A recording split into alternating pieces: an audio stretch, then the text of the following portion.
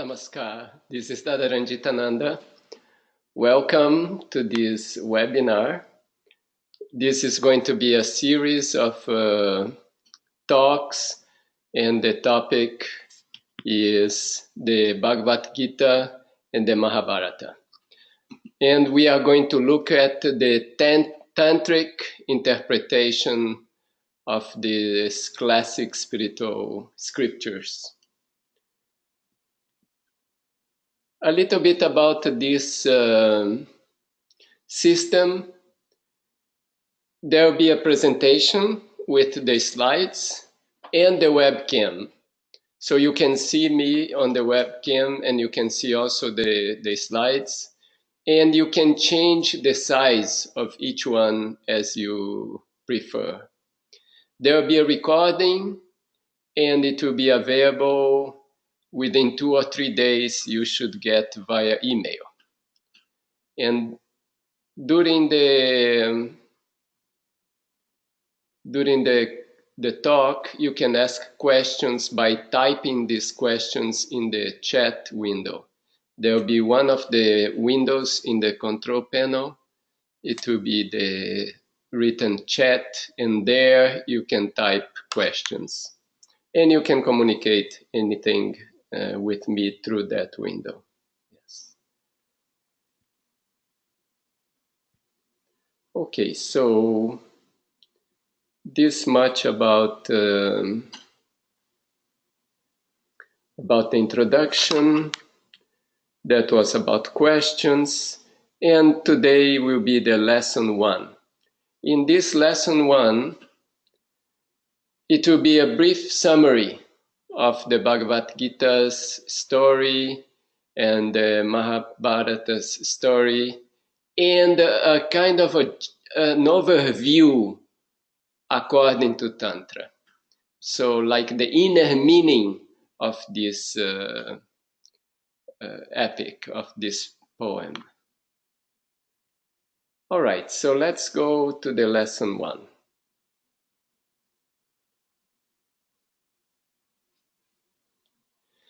The Bhagavad Gita, which we will concentrate more during this presentation on the Bhagavad Gita. So the Bhagavad Gita is a part of the great epic, which is the Mahabharata. And in the Bhagavad Gita, Krishna, which is the Supreme Being, he is the leading character. And he is speaking firsthand. And he offers his complete philosophy in that way. And there are various commentaries on the Bhagavad Gita. And in this course, I'm not going to go into all the details and all the verses and everything, because also we have only 10 hours. So my main objective is to give you a view of the Bhagavad Gita from the Tantric perspective. So that's the main point of this course. A little bit on the Mahabharata, on the structure. It's the longest, it's considered the longest epic poem. And it has about 100,000 shlokas. And a shloka it's a couple of lines. It's like a verse in Sanskrit. And it has 100,000 of them, so it means it will be 200,000 of lines. And it is divided in 18 books. And the book number 6, that includes the Bhagavad Gita. And the Bhagavad Gita is chapter 25 to 42 on that book number 6 of the Mahabharata. And as you see, there are 18 books in the Mahabharata, and there are also 18 chapters in the Bhagavad Gita. So this 18 number is interesting in that respect. Now, the The name of the scripture is the Srimad Bhagavad Gita, or the marvelous song of the divine. And it's the Bhagavad Gita. It means the Gita of Bhagavan. In Sanskrit, it would say, Ja Bhagavata Gita Sa Gita. That which has been sung by Bhagavan is Gita. So Gita means something that has been sung. In this case, it's sung by Bhagavan. And Bhagavan is, in this case, Krishna. We are going to see that. So this Gita is actually the expression of Bhagavan. And we are going to see what is Bhagavan.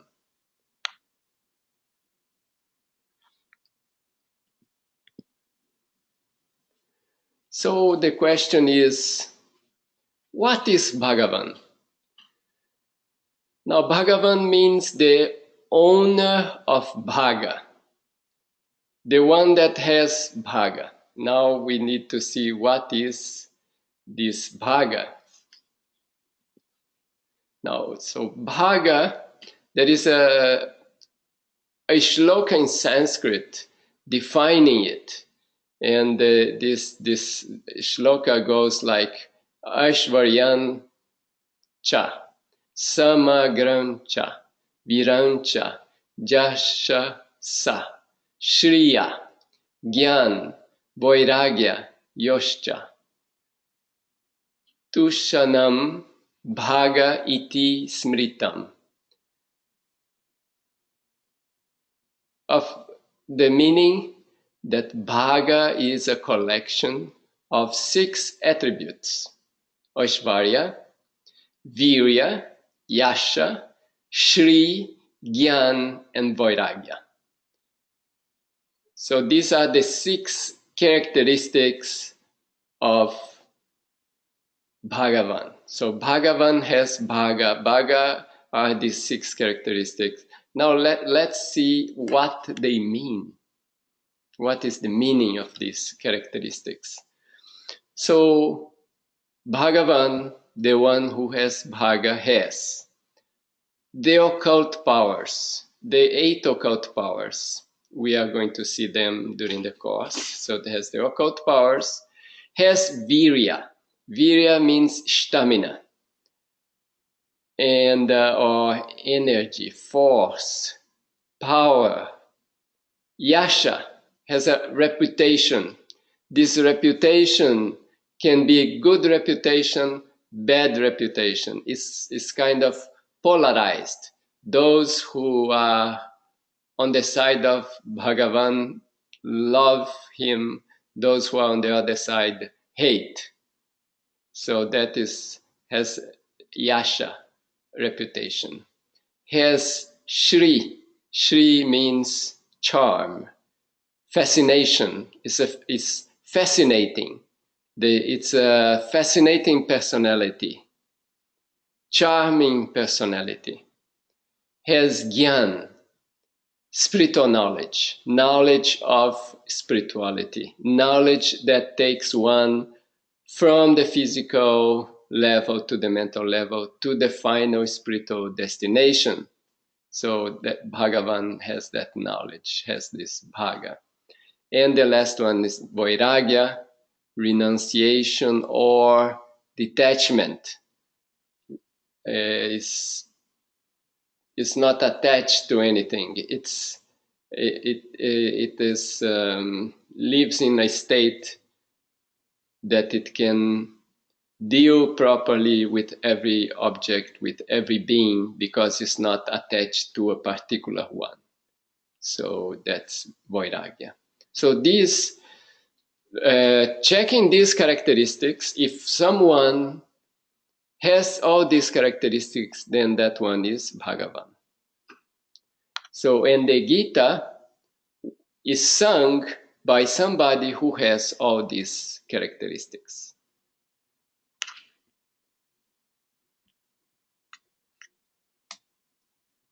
So the Gita is the expression of Bhagavan. So it's the expression of a very great personality, which has all those characteristics.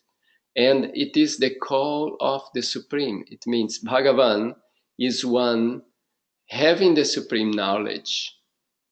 And the Gita is also the call, the clarion call of the Supreme. It means that it is how the Supreme is calling us. Come to me. How? This is the way. So the Bhagavan is expressing through the Gita the way to reach the Supreme. So that's the kind of very deep meaning of just the name of this scripture.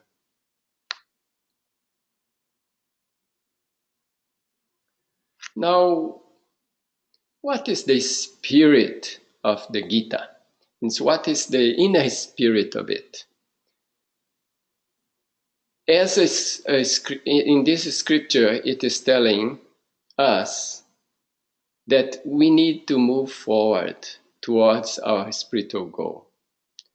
So it's pushing us forward towards the spiritual goal. But at the same time, we cannot neglect the world that we live.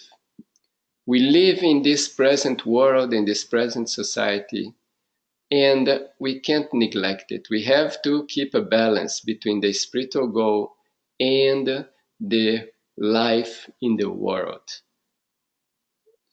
In the Gita, Krishna is talking to Arjuna. So Arjuna is being, let's say, inspired, pushed, goaded by Krishna into a life that he has to maintain his spiritual goal, and at the same time he has to deal with the present reality.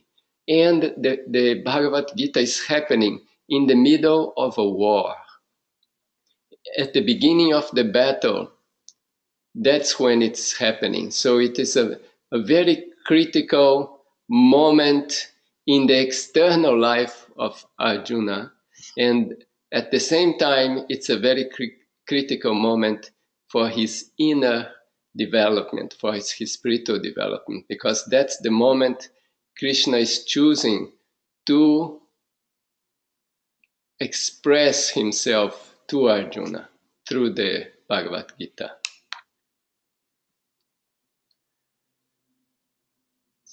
So the idea is that there is a constant battle in our life. There is always a push that we should neglect our spiritual life, we should pursue material goals. But at the same time, Bhagavan is telling us, come to a spiritual world.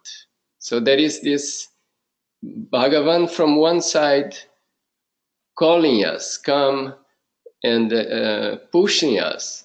And on the other side, there is this society and the environment where we live, which is pushing us to neglect our spiritual life, and that we should spend our time to pursue material gain, objects, and things in the material world. And this battle is happening for everybody.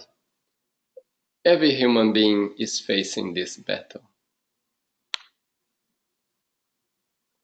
So the Mahabharata, which is kind of considered the most important epic poem in India.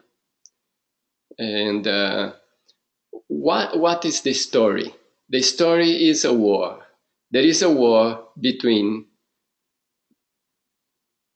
some brothers called the Pandavas against other brothers called the Kauravas. So that is the scene of the Mahabharata. These Pandava brothers are fighting against these Kaurava brothers. And the Mahabharata is describing the events that preceded the war, what was happening. Basically, the Pandavas, they were princes and they had a kingdom. and the Kauravas kind of through different means managed to take over the kingdom and took everything from them, and even they had to be exiled. So then when they claimed back at least some villages, they were refused, and so that's what was giving the cause of the war. And there was a whole effort by Krishna to avoid the war, but he was not successful.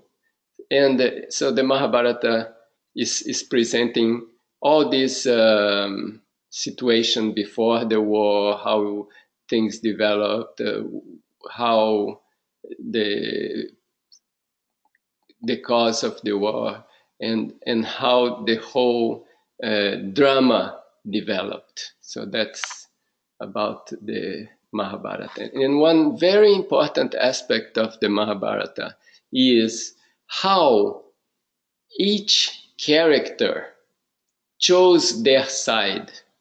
Who was going to fight on the side of the Pandavas and who was going to fight in the side of the Kauravas.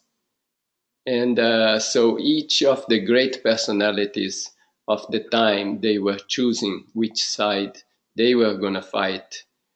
And it also describes how in the fight, one by one, they are dying in different circumstances. And all that is full of spiritual meaning. And as the war goes on, in the beginning of the war, they follow some moral codes, how they should fight, what is allowed, what is not allowed. But as the war goes on, this morality goes down. And in the end, it's completely forgotten. And every action, every moment has some moral meaning, how the different characters are taking decisions based on what they are taking decisions, and how their moral standard goes down, and they take some very immoral decisions.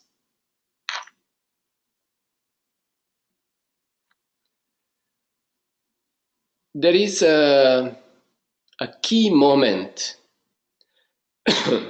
in the Mahabharata, and this key moment is when both the Pandavas, through the person of Arjuna, and the Kauravas, through the person of one of the brothers who is called Duryodhana, which was like the main Kaurava brother.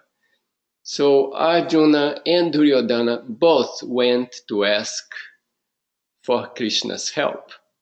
Now what happened was that Duryodhana arrived first, and Krishna was lying down asleep. So he sat down near Krishna's head. And when Arjuna came, he came near Krishna's feet. So when Krishna opened the eyes, he first saw Arjuna. And then he saw Duryodhana. So he greeted them and he said, how can he help? And they both wanted his help. So what Krishna did is he offered, and this scene has also deep spiritual meaning, because Krishna being the Supreme Personality, how Arjuna approached him through his feet. And that's in spirituality, usually that's what one will do to a great personality. Is the feet is very important. But Duryodhana didn't have that same feeling, so that's why he sat down by Krishna's head. So that has also some spiritual meaning in that. So now Krishna offered his army. He said, okay, I can offer to one of you, I can offer my army, and to the other one, I can be there, but I will not fight. So as Arjuna had reached, as Krishna had seen Arjuna first, so he asked Arjuna to choose. So Arjuna chose Krishna. And Duryodhana was very happy that Arjuna chose Krishna because he thought Krishna will not fight, so what's the use? I prefer the army. So Duryodhana, the Kauravas, got Krishna's army, and the Pandavas got Krishna, but Krishna would not fight in the battle. So in the Mahabharata, Krishna does not fight. That also has some spiritual meaning. And he is the charioteer of Arjuna's chariot. And so he is not directly taking part in the battle, he's just driving the chariot. Okay.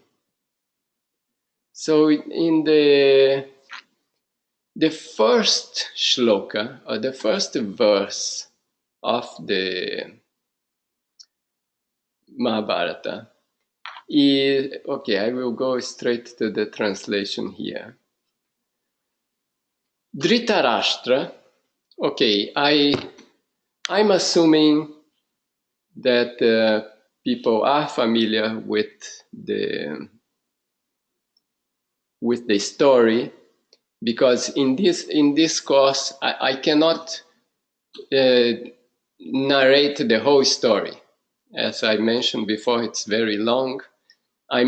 We are mostly interested here in the spirit of it and the symbolism behind it, so that we can interpret it in a way of Tantra, in a Tantric way. So if any of you want to know all the story and like that, you will have to do it as an extra homework, to go through the Bhagavad Gita or the various translations that exist and get yourself familiarized with the story. Okay, so in this story, there is the king. The king was the father of the Kaurava brothers. Okay, and the king was named Dhritarashtra. He was blind. He couldn't see, so he was a blind king. That also has a meaning. We are going to see it as we move forward. And that first verse, the introduction of the battle, is the king is asking to Sanjay. Sanjay is his kind of assistant or personal assistant in a sense. So Sanjay, he's asking Sanjay, oh Sanjay, now that my children, in the Kauravas, and the children of Pandu, the Pandavas, they have gathered on the battlefield of Dharmakshetra, of Kurukshetra, that's the name of the battlefield, eager to fight. What is happening? What's taking place? So the king Dhritarashtra can't see, so he's asking Sanjay. Sanjay means consciousness. He's asking consciousness, what's happening? Now, what is now the meaning here? Let's see the interpretation. The battlefield is the Dharmakshetra or the Kurukshetra. The Dharmakshetra, it means the place where there is a fight for Dharma. That's the Dharmakshetra. Kurukshetra would be the external place. Dharmakshetra, the place where Dharma is being fought. And where is this battle happening? Where is the fight of Dharma?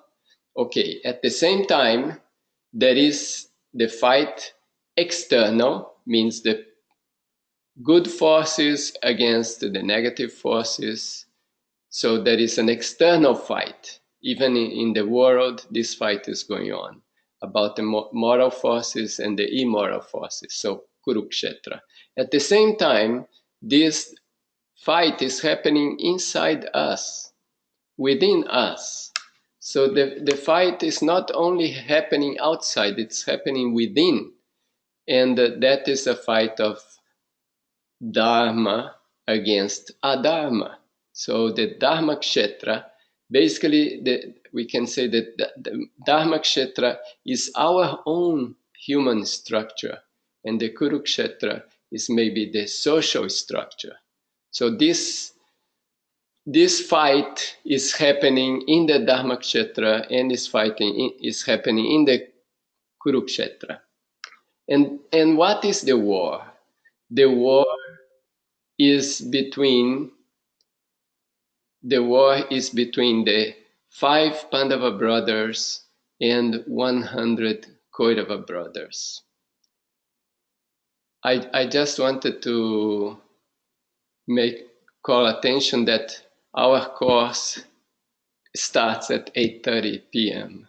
Okay, all right. So this Mahabharata is the war between 5 brothers on one side, which are the Pandavas, and 100 brothers on the other side, which are the Kauravas, and the armies of each side. Each side has its own armies. Now, that is maybe the external side, this war. But what is the inner spirit of it? What is the understanding of it in the yogic point of view or in the Tantra yogic point of view? In Tantra, there is the subtle structure of a human being, is where we have a system of chakras. These chakras are like mental substations. Let's say, according to this philosophy of Tantra Yoga, there are 7 main chakras. From these 7 main chakras, there are 5 base chakras, one at the base of the spine, one at the height of the genitals, one at the height of the navel point, another one at the height of the heart, and one at the throat. So these are the 5 base chakras. And these 5 base chakras are symbolically represented by the 5 Pandava brothers. Now, in each chakra, it's a mental, let's say it's a mental substation that it controls certain characteristics or certain tendencies or propensities of the human mind. We have many mental propensities, let's say common ones like fear. Every human being has fear. Some human beings have it more, some have it less. So fear is a basic propensity of a human being. And we have hope. Hope is another propensity. And like that, we have 50 of these propensities. But these propensities can express internally and externally. So this 50 comes multiplied by 2, making 100. So we can say there are 100 propensities pulling the mind in different directions. And so the battle that we are fighting within us is that we are trying to overcome these propensities so that we can elevate our mind to the higher chakras. So that's the war, these 5 chakras controlling these propensities. And So that's the inner spirit. And what is happening outside? Okay, 5 brothers, which are representing Dharma, are fighting another 100 brothers who are representing Adharma. That's happening in the Kurukshetra. And what's happening in the Dharmakshetra is that these 5 chakras are making an effort to control these 100 propensities of the human mind, which are the Kauravas, and the chakras are the Pandavas. So that's what we see here. 7 main chakras, 50 propensities. The propensities can express internally and externally. So we have 100. 2 times 50, 100. 100 propensities, 7 main chakras. From those 7, 5 are the base chakras, which are the 5 Pandavas fighting the 100 Kauravas. So that's the symbolism. And so what's happening here is that this war, this Mahabharata, is happening. Not only it is happening in the external world, but it's also happening within us in the internal world. Now, as I mentioned before, Dhritarashtra is the blind king. So Dhritarashtra is representing the mind. Our mind, the mind is blind. The mind can go any direction. It can be influenced in any way. But there is consciousness. Consciousness controls mind. So mind cannot see, and consciousness helps the mind to see. So what is now this consciousness? Is giving the mind the capacity to see and choose the right side. But in this case here, the mind is represented by the blind king, Dhritarashtra. Now we come to Krishna. What is the place of Krishna? Now, Krishna is the Supreme Personality. In the external fight, Krishna is the charioteer of Arjuna, but at the same time, he's not fighting, he's not doing the direct action, but everything is just happening because of him. And his role in the battle, in guiding the Pandavas, is critical for the result of the battle, which is the victory of the Pandavas. And now, what about in our structure, in the Dharmakshetra? What's the place of Krishna? Now, if Dhritarashtra is mind, the blind mind, now Krishna is supreme consciousness.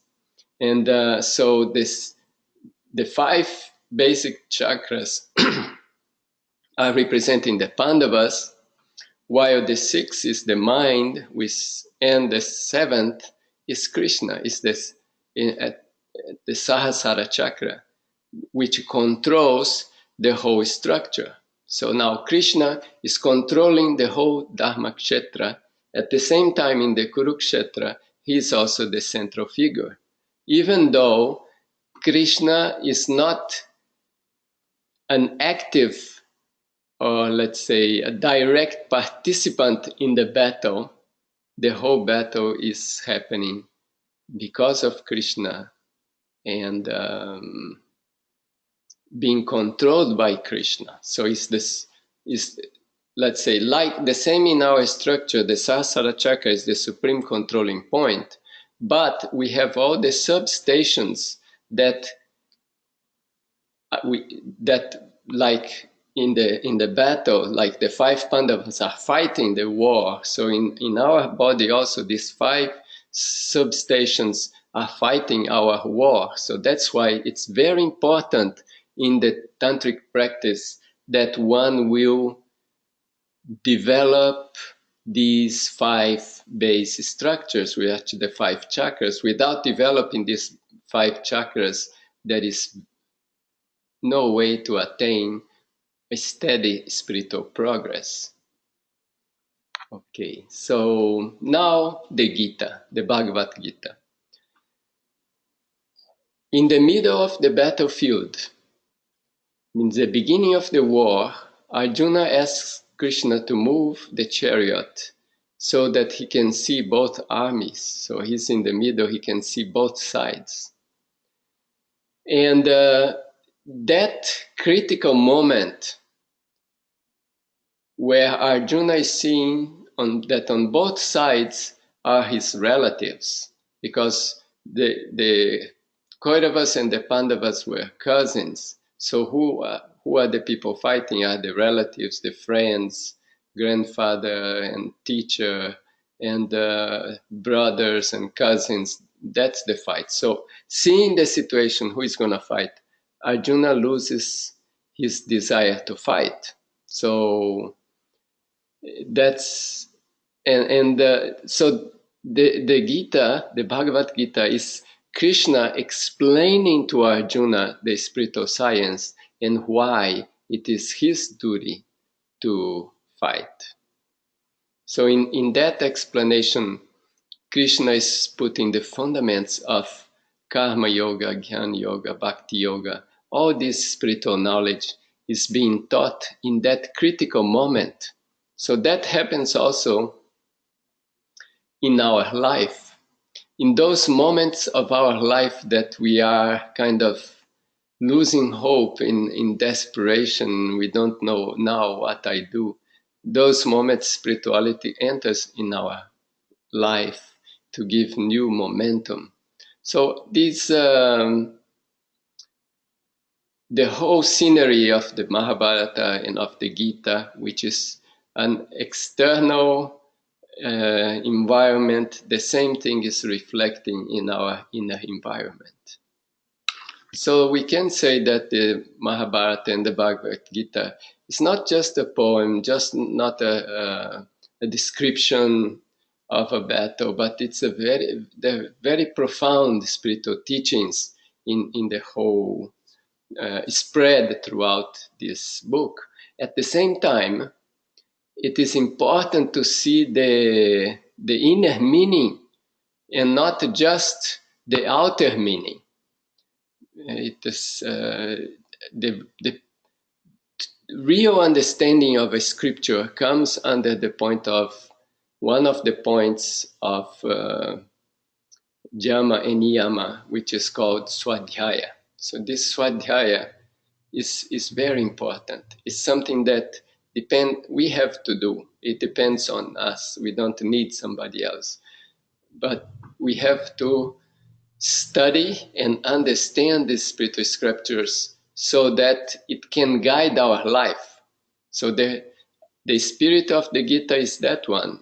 It guides our inner life. At the same time, it guides our external life. And it helps us to understand what's happening around us. At the same time, it's happening within us. So even today, this is a very actual teaching, because if we notice in our life what is happening outside and what's happening inside is very much related. The society we live, the events that are happening, and what is happening within us. And we can think, for example, that in those days of Mahabharata, the Mahabharata was happening in the area where today is India and some neighboring countries. So that area of the world, it was happening. And so the influence was kind of localized. So that battle was happening there. At the same time, it was happening within all those human beings. Now, we live in a different society today where it's not just a part of the planet, it's kind of the whole planet is one. it's so connected through the internet, social networks. Whatever happens in one place, everybody knows all around the world. So this is kind of a one. The whole planet is involved today, and there is a very interesting situation happening in our planet, and at the same time there is a very interesting situation happening within us. So we can make that let's say comparison with the Mahabharata and the Gita. And today it's not only a Mahabharata, means only that part of the planet, but it's the whole planet. Okay, so now just repeating what is the goal of our course. So the goal is not to go through the whole Bhagavad Gita and read all the shlokas like that. No, that I'm assuming that you will do it on your own. You can get it on the internet and like that. So the goal here, because we have a limited amount of hours, we have only 10 hours. So the goal is to help you to see it from a tantric perspective.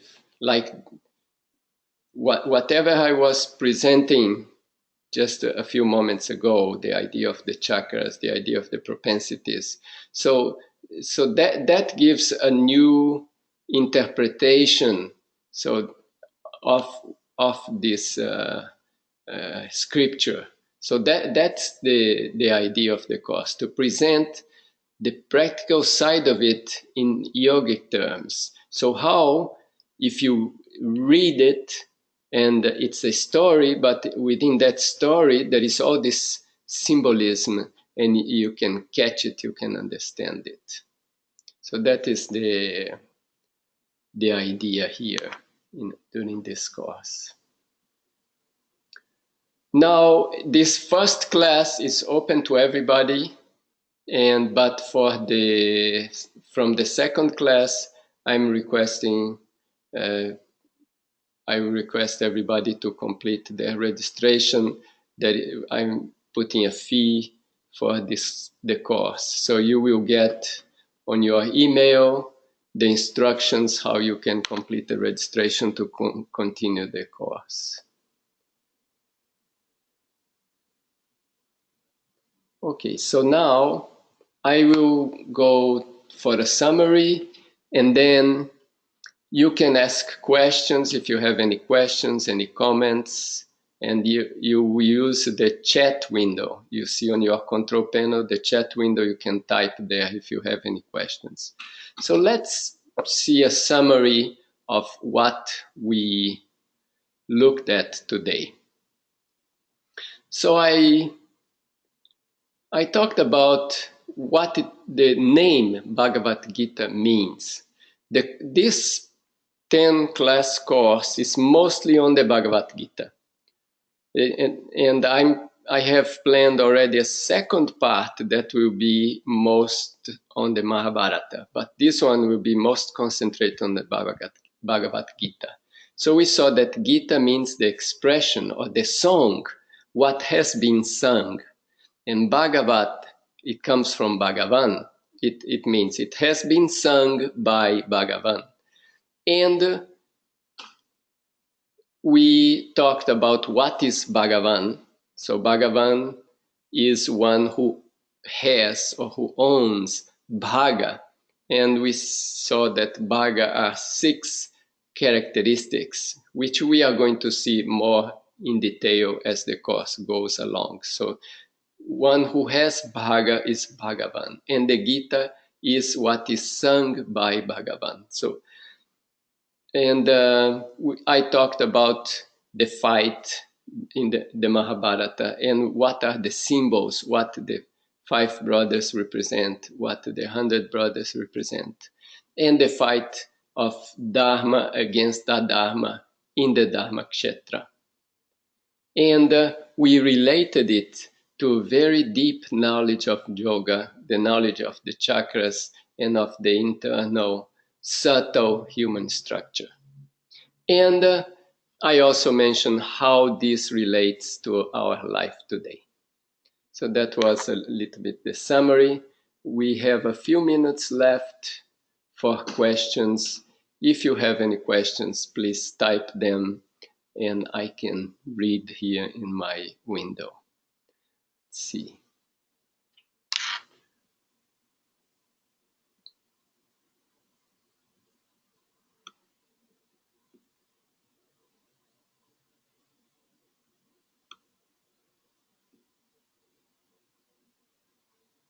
Okay, there is a question about how long the course lasts. Okay, this was the first class, and we have another 9. So in those 9, I gave already the program of what we are going to be talking on during each class. Okay.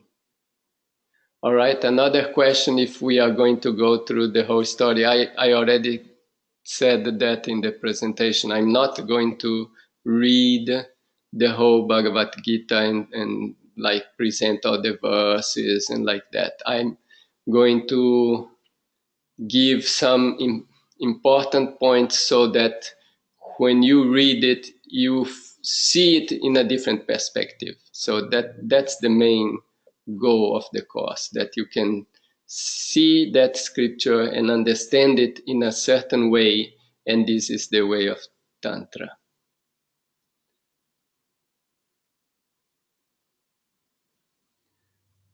Okay, yeah, there is a question if I'm going to go into more details about the chakras and the 5 brothers. Yes, I'm going to go in a few more details, and within the time frame that we have, we will understand a little bit more. I'm not going to cover all the propensities, but I'm going to give a general idea. Okay, I don't see any more questions here. If there are no more questions, then I'm going to end it today here. And thank you. And I'm going to send you the recording. And yes, everybody will get the recording via email. So if you missed some part of it, you can see everything. And that will be in every class will be recorded, and I send the email. Now, one thing is when I send the email, I send to the whole list. So sometimes, because there is a link, it goes to the spam. So I would like to ask you to, if you can add our email address, which is webinars@pathofbliss.com. If you have Gmail, Yahoo, Hotmail, any system like that, please add our address to your list. In that way, if it's a known address, so the mail comes in. All right, I think nothing more. So good night. Namaskar.